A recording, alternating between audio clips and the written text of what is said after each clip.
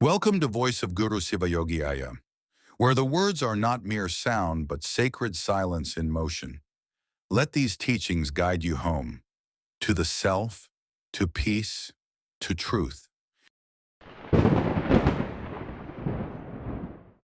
Welcome to the Deep Dive. We're here to break down complex ideas, bring you some surprising facts, and hopefully some really useful insight. Exactly. Making things clear for you, our listener. So today we're diving into something pretty profound. It might actually shift how you think about, knowledge itself. Mm-hmm. The topic is mental maturity, or Tamil. Mm-hmm. And our source is this really unique YouTube channel by someone called Sivayogi. Yeah, it's quite a challenging perspective, actually. It really asks you to look again at how you see the world, how you see yourself, even. Right. The whole point really is to push us to move from just collecting information, Yeah. towards achieving this deeper kind of inner clarity. Okay. It's about getting past just what you've been taught and starting to truly understand. And the source argues that's the real key to peace, to celebrating yourself. Okay. Let's unpack that right away. That this core idea, mental maturity. Hmm. Sivayogi says it's not about how many books you've read or, facts you've memorized. Not at all. It's more about getting this deep clarity in your mind. And this is crucial, celebrating yourself just as you are, right now. That's the heart of it. And Yeah. there's this really sharp difference the source makes between learning the tar, which is basically getting info from outside. Like books, teachers, Yes, society. all that external stuff. And then there's understanding, that's Yeah. internalizing truth through your own experience, your own thinking critically. And true mental maturity, according to this view, means you have to make that shift from just learning to really understanding. Which kind of raises a big question, doesn't it? Like, why do we often feel so overwhelmed or conflicted, Yeah. even when we feel like we know a lot? That's the puzzle it addresses. Yeah, so this deep dive is maybe offering a path, not just to know more stuff, but to actually understand more and maybe resolve some of those internal battles. That's the promise, yes. Okay, so let's get into this first part. What Yogi calls the trap of learning without understanding. The argument is basically from the moment we're kids, we're mostly just learning. Right. Societal rules, religious ideas, cultural definitions, what's good, what's bad. It's all absorbed. But here's the kicker. This learned stuff, the source says, it often blocks real understanding. It becomes a barrier, and it leads to conflict. Yeah. Inside us and with other people. And the examples given are really, really striking. Almost designed to provoke, Like what? Okay, take Amavasya, the new moon. People are taught, don't eat meat on Amavasya, and they follow it. Sure. But the source pushes back. How many of you actually know what Amavasya means? Very few, it suggests, really understand the astronomy behind it. The alignment of Earth, Moon, Sun, maybe the subtle effects. So just following the rule without the why, Yeah. that's just learning. Exactly. Pure learning without the understanding component. Okay, that makes sense. What else? Well, think about the Earth rotating. We're all taught that. Yeah. Science class. But Sivayogi asks, do you feel the Earth spinning, or have you just learned it? Our eyes, our senses, they see the sun rise and set. Yeah, the sun seems to move. Right. So there's this disconnect between the fact we learned and our direct experience. And we often just ignore our senses in favor of the learned fact. Huh. Interesting. And there's another layer. Social behaviors. We learn what's good manners, like sitting with hands folded, or bad, like maybe crossing your legs in some contexts. Just learn rules. Just learn definitions, not some absolute truth. And then there's the monkey analogy, which is quite powerful. Oh, yeah. A monkey grabs something. Is it stealing? No, because the monkey hasn't learned the human concept of ownership. Right, it doesn't have that framework. Exactly. But humans, we have learned these concepts: ownership, stealing. And then we judge ourselves, judge others based on these learned ideas. Creates conflict. So what's the big takeaway from all this learning trap stuff? Well, the implication is that relying only on what you've learned, it creates these internal struggles, you know? You might look down on someone because their learned stuff is different, call them a fool. Yeah, you see that. And it stops you from just seeing reality plainly. The source even describes that internal chatter, like seeing someone and thinking, should I look away? Is it okay to look? All based on learned rules clashing inside. Wow. Okay, so that's the problem with just learning. What's the alternative? The understanding part. Right, that leads us to the power of understanding, or Aman is it. This is presented as moving beyond just the learned info. How so?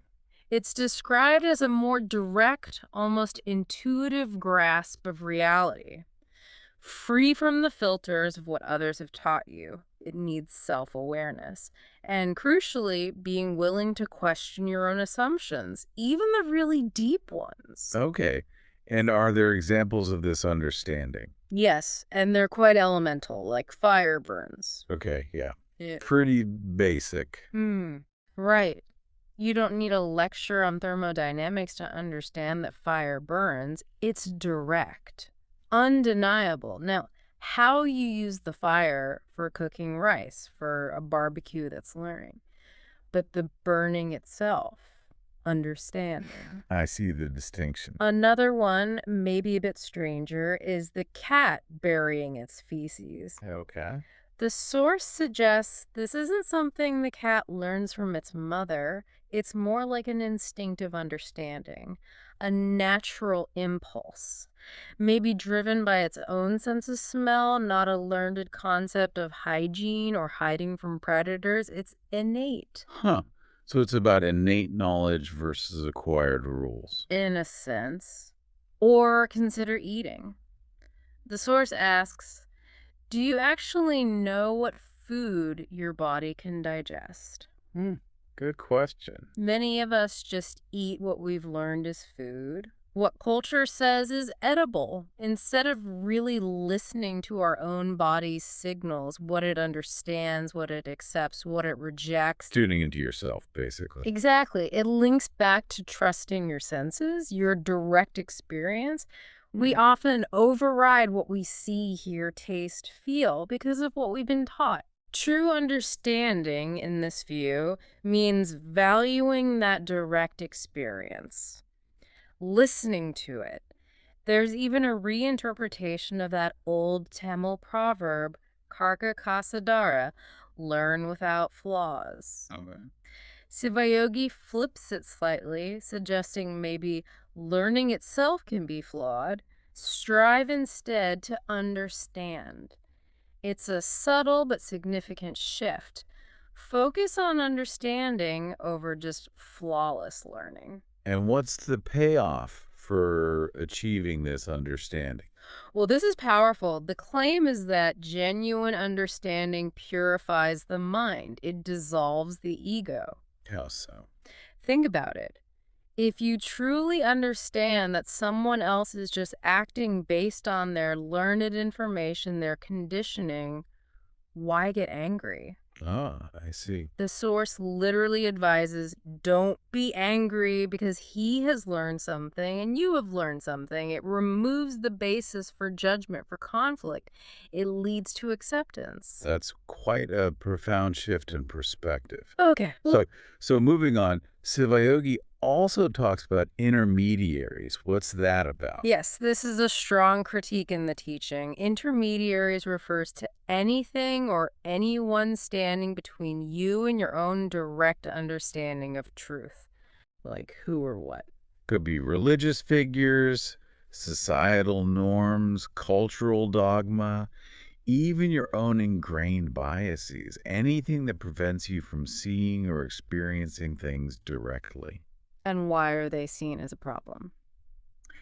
Because, according to the source, they block your access to truth, to self realization. There's a very bold statement. If you come to me, I can make you clear. The problem isn't between you and me, but between you and your intermediary. Oh, wow. Your religion acts as an intermediary for you. That's why you are not clear. It's a direct challenge to relying on external authorities for your inner clarity. That is bold. And there are other provocative ideas too, right? Yeah. About worship and identity. Definitely. The teaching pushes you with lines like, within you, I, within me, you, O Lord, suggesting divinity is internal. It questions the need for all the external rituals, the elaborate worship. So look inwards, not outwards. That's the strong suggestion. And it extends to identity. Think about names: Peter, Muhammad, Narayanan. These names often define us externally, officially. They tie us to a religion, a caste, a background.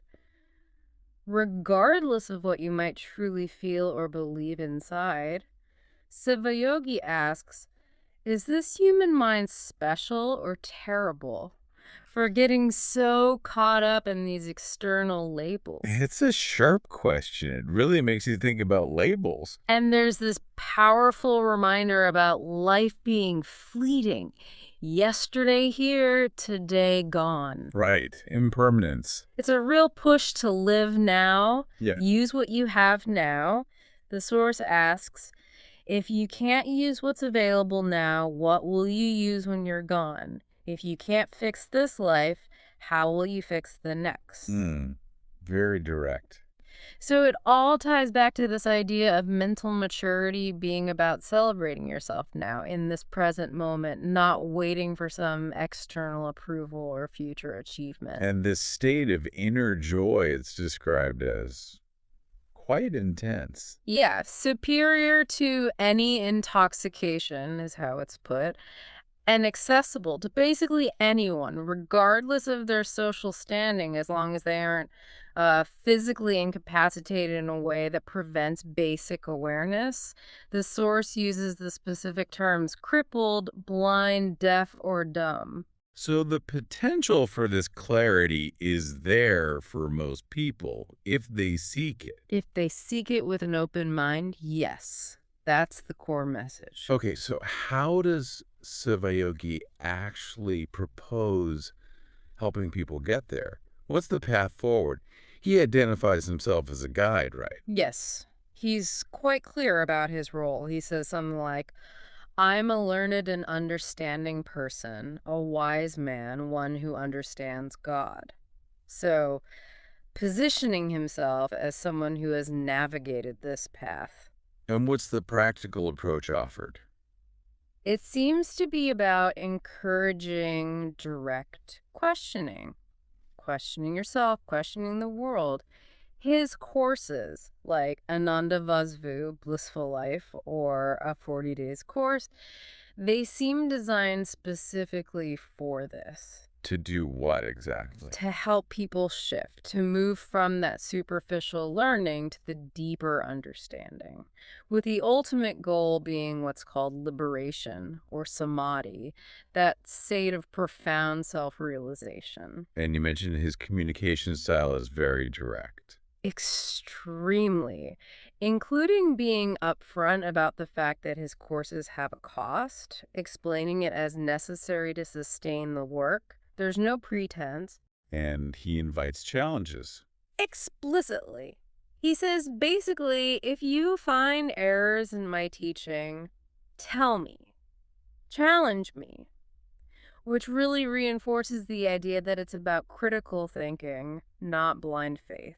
So it's not about just accepting his word blindly either. No, quite the opposite. The core advice seems to be go beyond what you have learned. Learn to think. See what you understand.